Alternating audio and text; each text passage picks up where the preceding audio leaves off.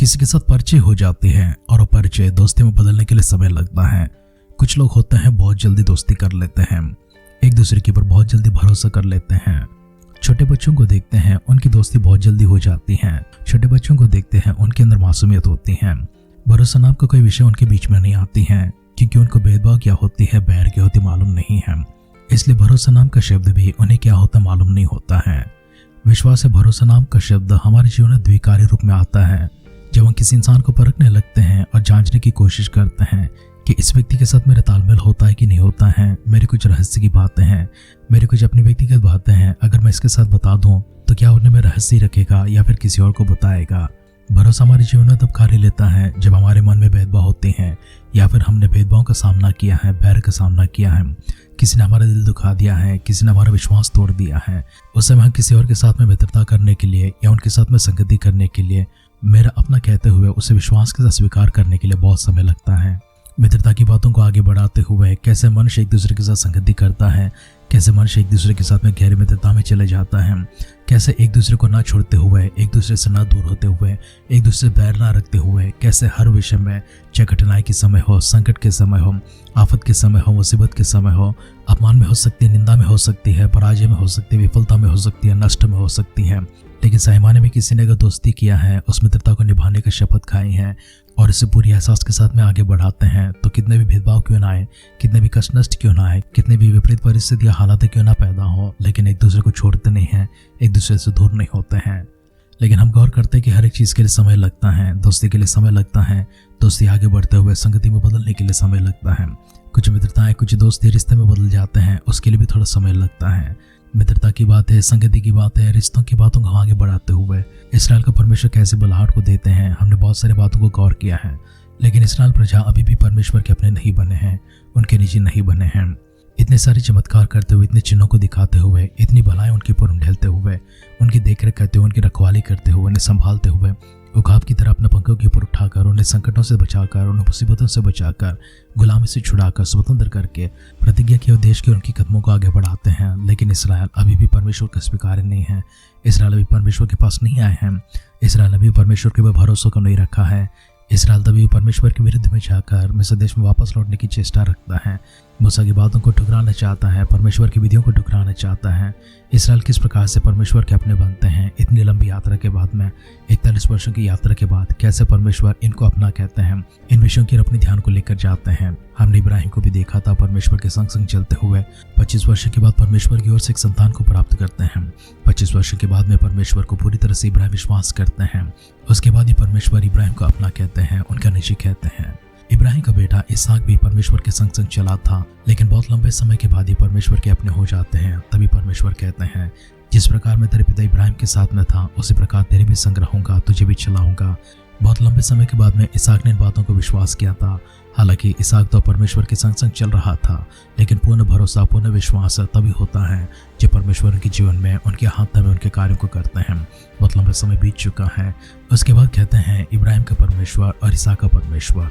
इसहाक के बाद में उनका बेटा याकूब भी परमेश्वर के संग संग चलते हैं। याकूब भी परमेश्वर के संग चलते बहुत लंबे समय को बिताते हैं, लेकिन याकूब भी परमेश्वर के ऊपर पूरी तरह से निर्भर नहीं होते हैं। याकूब बहुत बूढ़े हो चुके हैं, उनके शरीर की तंदुरुस्ती घट चुकी है, वैसे उनकी जान की हड्डी भी टूट चुकी है। अब इस बुढ़ापे में, इस कमजोरी में याकूब परमेश्वर के ऊपर ही भरोसा को रखते हैं। इसी के बाद कहते हैं कि इब्राहिम का परमेश्वर, इसहाक का परमेश्वर और याकूब का परमेश्वर अब जाकर इस्राएल का परमेश्वर बनते हैं। हम वचनों को गौर करते हुए आगे बढ़कर देखेंगे किस तरह से इब्राहिम का परमेश्वर इसहाक का बनता है और इसहाक का परमेश्वर याकूब का बनता है और याकूब का परमेश्वर उनकी संतान इस्राएल का बनता है। आगे बढ़ते वचनों को देखेंगे, लेकिन आइए उससे पहले अपने आप को खुदावंद के हाथ में समर्पण करेंगे परमेश्वर को अपना बनाने के लिए। वो परमेश्वर मेरा है, मेरा उद्धार करता है, मेरा अपना प्रभु है, वो मेरा मालिक है, मेरे पिता है, मेरा स्वामी है। मेरा कहने के लिए, मेरा अपना निजी कहने के लिए परमेश्वर के पास जाकर हम उस अधिकार को मांगने के लिए, उस हक को मांगने के लिए, आए परमेश्वर को अपना बनाने के लिए अपने आप को उनके हाथों में समर्पण करते हैं। खुदा से प्रार्थना करेंगे, प्रभु अगर हम आपसे कहीं दूर हो गए हैं, वापस प्रभु जी आपके दिव्य सानिध्य में आने के लिए हम सबों को एक और बुलाहट देकर प्रभु जी हमारे मनों को बदल कर हमारे भीतर ऐसे रूपांतरण को लेकर आइए, ताकि परमेश्वर आपके निजी बन सके और आप ही प्रभु जी हमारे अपने बन सके। आइए मिलकर दुआ करते हैं। अनुग्रहकारी और दयालु पिता परमेश्वर, शुक्रिया अदा करते हैं, आदर करते हैं, सम्मान करते हैं, महिमा गौरव प्रभु जी आपको देते हैं। अद्भुत से एक समय आपने हमारे जीवन में प्रदान किया है। इसके लिए प्रभु जी आपको धन्यवाद करते हैं, आभार प्रकट करते हैं। आपके दिव्य सानिध्य प्रभु जी आज वचनों को सुन रहे हैं और प्रभु जी प्रार्थना विनती के साथ में आपके शरण में आए प्रभु जी हर एक व्यक्ति को छूने के लिए, उन सबों को अपनी सामर्थ से भरने के लिए, अपने अगुवाई से भरने के लिए, अपनी शक्तिशाली हाथ प्रभु जी उनके ऊपर रखते हुए उन्हें चंगाई देने के लिए, छुटकारा देने के लिए, उन्हें परमेश्वर पूर्ण सामर्थ के साथ भरते हुए प्रभु जी, पूर्ण ज्ञान और विवेक के साथ में भरते हुए, पवित्र आत्मा का अभिषेक से भरते हुए, पवित्र आत्मा का अगुवाई में चलाते हुए इस नए दिन में नई दिशा की ओर प्रभु जी उनके कदमों को बढ़ाने के लिए दुआ करते हैं। सारे संकटों को बिठा दीजिए, दर्दों को बिठा दीजिए, तकलीफों को दूर कर दीजिए, सारे लोगों को, बीमारियों को प्रभु जी दूर करने के लिए दुआ करते हैं। हर प्रकार की दुष्ट आत्मा को, दुष्ट प्रभाव को प्रभु जी से दूर करने के लिए दुआ करते हैं। व्याकुलता से भरा हुआ, चिंता से भरा हुआ प्रभु जी, संकटों से भरा हुआ जीवनों को प्रभु जी, मनों को छूने के लिए दुआ करते हैं। आपके सांत्वना भरे हाथ प्रभु जी उनके ऊपर रखने के लिए दुआ करते हैं। बरकत में हाथ प्रभु उनके ऊपर रखने के लिए दुआ करते हैं। सामर्थ्य शक्तिशाली हाथ प्रभु उनके ऊपर रखने के लिए दुआ करते हैं। विशेष अभिषेक से भरा प्रभु जी आपका सामर्थ्य आत्मा प्रभु जी उनके ऊपर ढेलने के लिए दुआ करते हैं। आपके दिव्य सानिध्य में प्रभु जी आपके प्रिय संतान आज के दिन प्रभु जी को नए अभिषेक को प्राप्त करते हुए नई दिशा में बढ़ने के लिए प्रभु जी मदद करने के लिए प्रार्थना करते हैं। वचन के प्रभु जी ध्यान में हम लोग जाते हैं। हमारे संग्रह हमसे बातें कीजिए, सारी महिमा गौर आदर सम्मान आप प्राप्त कीजिए। प्रार्थना सुनकर परमेश्वर देवताओं के लिए धन्यवाद करते हुए हमारे उद्धारकर्ता हमारे प्रभु यीशु मसीह के नाम से इस प्रार्थना को मांगते हैं।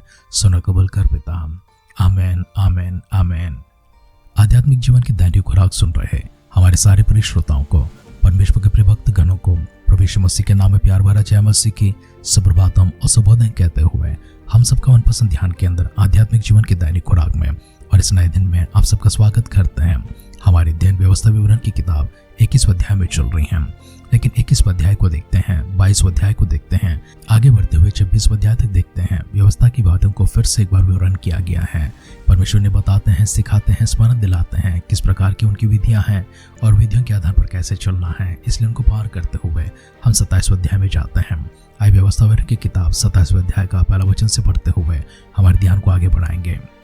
फिर इस्राएल के वृद्ध लोगों समेत मूसा ने प्रजा के लोगों को यह आज्ञा दी कि जितनी आज्ञाएं आज मैं तुम्हें सुनाता हूँ उन सबको मानना, और जब तुम यरदन पार होके उस देश में पहुंचो जो तेरा परमेश्वर यहोवा तुझे देता है, तब बड़े बड़े पत्थर खड़े कर लेना और उन पर चूना पोतना, और पार होने के बाद उन पर इस व्यवस्था के सारे वचनों को लिखना, इसलिए कि जो देश तेरे पूर्वजों का परमेश्वर यहोवा तुझे अपने वचन के अनुसार देता है और जिस देश में दूध और मधु की धाराएं बहती हैं उस देश में तू जाने पाए। फिर जिन पत्थरों के विषय में मैंने आज आज्ञा दी है उन्हें तुम यरदन की पार होकर एबाल पहाड़ पर खड़ा करना और वहीं अपने परमेश्वर यहोवा के लिए पत्थरों की एक वेदी बनाना, उन पर कोई औजार न चलाना।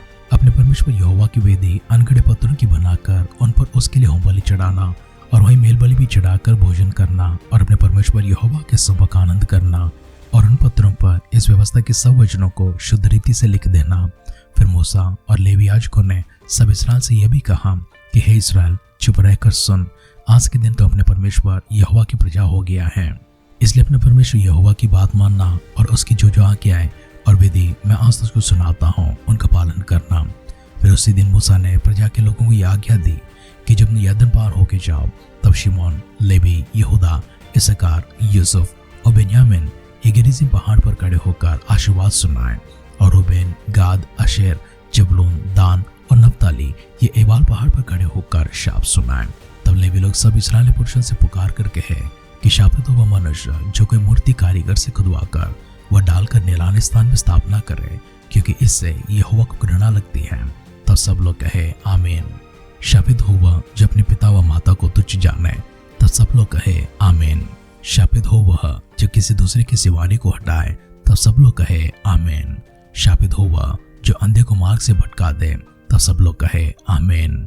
शापित हो वह जो परदेसी, अनाथ व विधवा का न्याय बिगाड़े।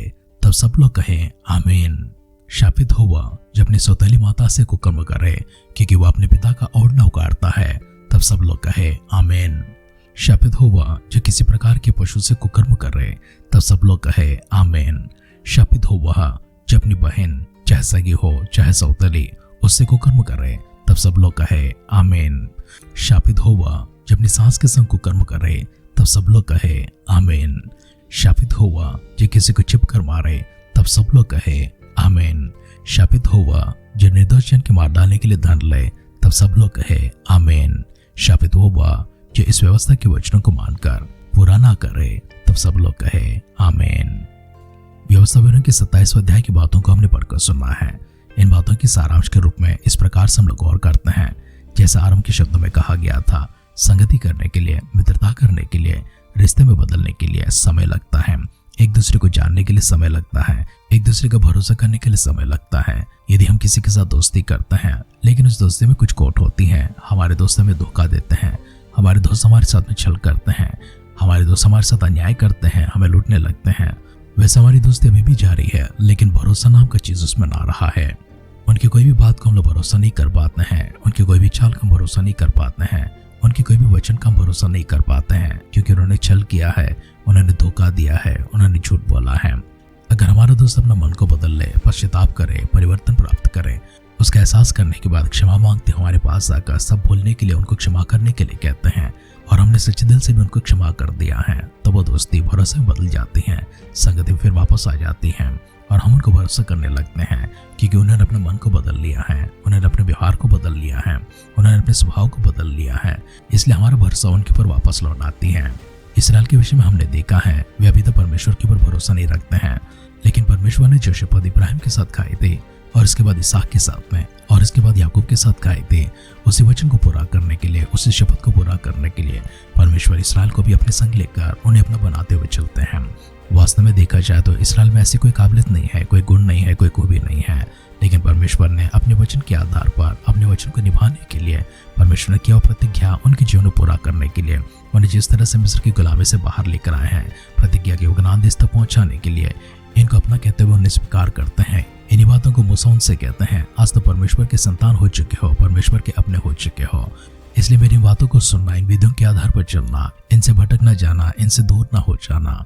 और इसके बाद मूसा इस्राएल से कहता है, जब तुम यरदन पार करोगे, कुछ लोगों का नाम लेकर उनसे कहते हैं तुम आशीर्वाद के वचन बोला करोगे, कुछ लोगों का नाम लेकर उनसे कहते हैं तुम शाप के शब्द बोला करोगे। अध्याय के अंत में हमने देखा है किस प्रकार से शापित हो, श्रापित हो, शापित हो, ये सब कहने के बाद सभी लोग कहने लगे आमीन, आमीन, आमीन। शाप के शब्दों को हमने सुना है, परमेश्वर की विधियों के विरोध में जाते हैं तो शाप आते हैं, परमेश्वर की विधियों के आधार पर हम लोग चलते हैं, आशीर्वाद आते हैं। आशीर्वाद के ढेरों वचन कल के अध्ययन में हम लोग गौर करने जा रहे हैं, इसलिए अपने आप को यहाँ पर खुदा के हाथों में समर्पण करते हैं।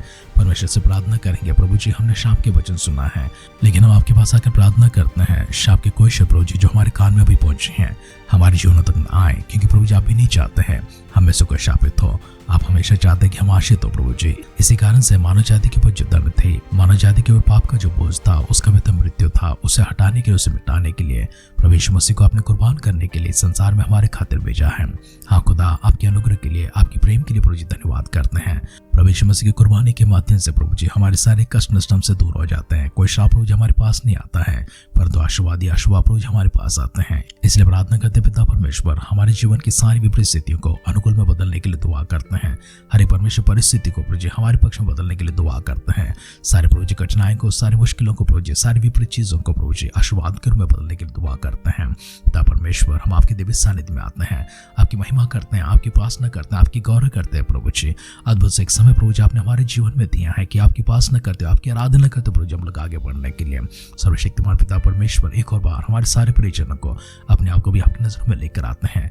हमारे संग रहिए, अंत तक परमेश्वर हमारा साथ देते रहिए। प्रभु यीशु मसीह के बादलों की आग में विलंब होती है, कल सुबह फिर से एक बार हम सब लोग मिलकर आपकी स्तुति आराधना करने के लिए हमें जीवितों के प्रभु जी और प्रभु जी भाग्यवानों की संख्या में रखने के लिए दुआ करते हैं। अगर ऐसा ना हुआ, आपके स्वर्गलोक में हम सबको शामिल करने के लिए प्रार्थना करते हैं। दुआओं को सुनकर परमेश्वर के उत्तर के लिए धन्यवाद करते हुए हमारे उद्धारकर्ता हमारे प्रभु यीशु मसीह के नाम से इस प्रार्थना को मांगते हैं, सुना कबूल कर पिता, आमेन, आमेन, आमेन। स्वर्गलोक से परमेश्वर ने जब धरती के ऊपर देखा था, मनुष्य बोझ से दबा हुआ था, मनुष्य परिश्रम से गुजर रहा था, थका हुआ था, बेसहारा था, निस्सहाय था। परमेश्वर ने अपनी करुणा दृष्टि उनके ऊपर और बरकरार रखते हुए मनुष्य के ऊपर की सारी बोझ को उतारकर उसे हल्का करने के लिए अपने इकलौते पुत्र यीशु मसीह को इस संसार में भेजा है, जो पुकार हमको देते हैं, परिश्रम करने वालों, बोझ से दबे लोगों मेरे पास आओ, मैं तुम्हें विश्राम दूंगा। परमेश्वर आपको विश्राम प्रदान करे, परमेश्वर आपको चैन प्रदान करे, आपका सारा बोझ परमेश्वर आपके ऊपर से उतारते हुए आपके जुआ को हल्का करे, ताकि आप स्वर्ग की ओर ताकते हुए सलीब की मार्ग पर चलते हुए स्वर्गलोक में प्रवेश करें। हमारी सी दुआ कामना के साथ आज के ध्यान पर समाप्त करते हैं। आप सुनते रहिए, सुनाते रहिए आध्यात्मिक जीवन की दैनिक खुराक। कल फिर मिलेंगे। अपना ख्याल रखिए, अपनों का ख्याल रखिए, दूसरों का भी ख्याल रखिए। God bless you.